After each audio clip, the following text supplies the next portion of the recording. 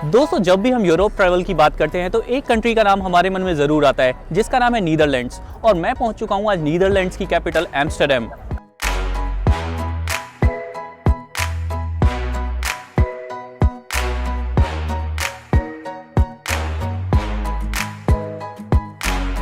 दोस्तों, अगर आप एम्स्टर्डम आए और यहाँ की कैनाल्स पर आपने बोट राइड नहीं लिया तो आपकी ट्रिप हो जाएगी इनकम्प्लीट, क्योंकि एम्स्टर्डम की कैनाल्स हैं बहुत ही ज़्यादा खूबसूरत। और मैं अभी पहुँच चुका हूँ एम्स्टर्डम के सेंट्रल स्टेशन। यहाँ से मैं लूँगा 1 आवर का बोट राइड टूर। इस 1 आवर के बोट राइड टूर की जो प्राइस होती है, आपको देने होते हैं 15 यूरोज। यहाँ एक 13 यूरोज का भी टूर होता है, बट 13 यूरोज के टूर में आपको ऑडियो गाइड नहीं मिलती है।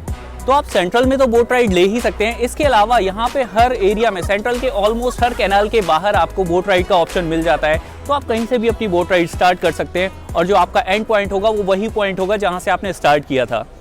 तो दोस्तों, मैं अपनी बोट राइड स्टार्ट कर रहा हूँ दामराक स्ट्रीट से। दामराक बेसिकली जो एरिया है ये आपको सेंट्रल स्टेशन से निकलते ही विजिबल हो जाएगा। दोस्तों, एम्स्टर्डम में कैनल क्रूज के टिकट्स आप ऑनलाइन भी ले सकते हैं। वैसे आपको ऑफलाइन भी ये टिकट्स इजीली मिल जाते हैं। मैं आपको रिकमेंड करूंगा कि आप ये टिकट्स ऑफलाइन लें, क्योंकि हो सकता है आपको ऑफलाइन में कोई ऑनलाइन से भी बेटर डील मिल जाए। तो दोस्तों, टिकट्स मैंने ले लिए हैं और टिकट्स के साथ मुझे मिल गए हैं ईयरफोन। तो यहाँ पर होगी एक डिजिटल ऑडियो गाइड, और इस ऑडियो गाइड में हिंदी लैंग्वेज भी है, तो आप हिंदी लैंग्वेज भी सेलेक्ट कर सकते हैं। और इसके अलावा इंग्लिश और उसके अलावा दूसरी लैंग्वेजेस तो हैं ही।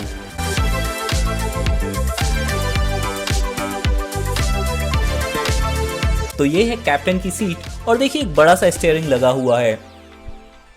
याद रखिए, सीट नंबर्स आपको पहले से एलोकेट नहीं होते हैं। सीट्स आपको एलोकेट होती हैं first come first serve basis पर।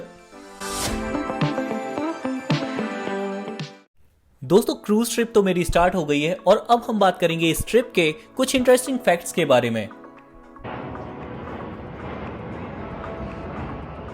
इस कैनल क्रूज पे ये आपको एम्स्टर्डम की उन सारी कैनल्स में लेकर जाते हैं जो कि सेंट्रल से पूरी सिटी को कनेक्ट करती हैं, और साथ में ये लेकर जाते हैं एम्स्टल रिवर पर भी। एम्स्टल रिवर वही रिवर है जिसके नाम पर एम्स्टर्डम का नाम पड़ा हुआ है। तो 12th सेंचुरी में एम्स्टर्डम हुआ करता था एक फिशिंग विलेज, और फिर 1220 में यहाँ पर एम्स्टल रिवर पर बनाया गया एक डैम, और एम्स्टल रिवर और उस डैम का नाम कंबाइंडली मिलाकर हो गया एम्स्टर्डम।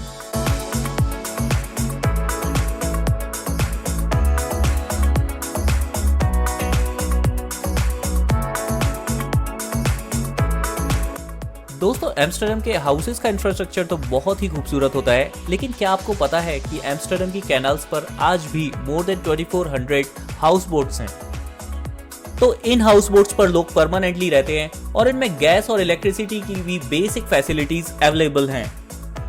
ज्यादातर हाउस बोट्स रेजिडेंशियल ही हैं, और आपको यहाँ पर कई सारे होटल्स और रेस्टोरेंट्स भी मिल जाएंगे जिनमें हाउस बोट्स के अंदर बैठ के आप फूड एंजॉय कर सकते हैं।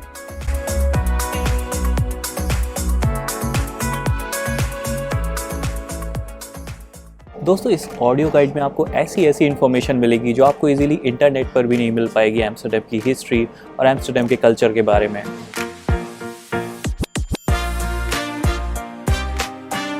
तो इटालियन सिटी वेनिस का नाम तो आपने सुना ही होगा, और वेनिस फेमस है अपने वाटरवेज और ब्रिजेस के लिए।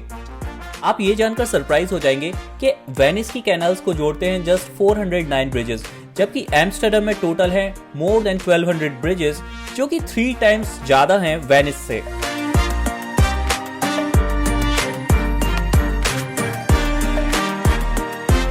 एम्स्टर्डम के इन 1281 ब्रिजेस में से सबसे फेमस जो ब्रिज है वो मेगर ब्रिज है। इसे स्किनी ब्रिज भी कहते हैं, और ये ब्रिज हर 20 मिनट्स में ओपन किया जाता है, क्योंकि इसके नीचे से पास होती है कई सारी बोट्स, और हर 20 मिनट्स में एक ना एक बोट आ ही जाती है।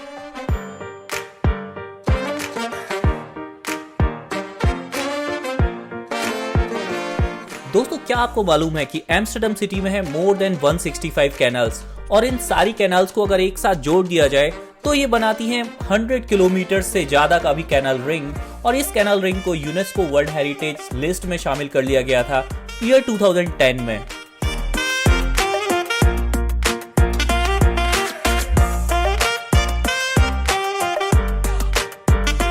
दोस्तों, अगर एम्स्टर्डम को कैनल्स के बेस पर सेपरेट किया जाए तो एम्स्टर्डम में बनते हैं 90 डिफरेंट आइलैंड्स।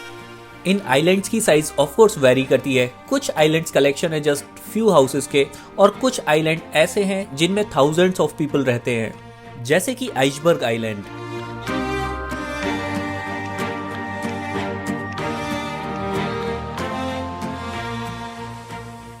दोस्तों जब आप इस बोट टूर पर आएंगे तो आपको ऐसा लगेगा कि 15 यूरोज जो आपने स्पेंड किए हैं वो आपका स्पेंड नहीं हुआ है, जबकि वो आपका इन्वेस्टमेंट है।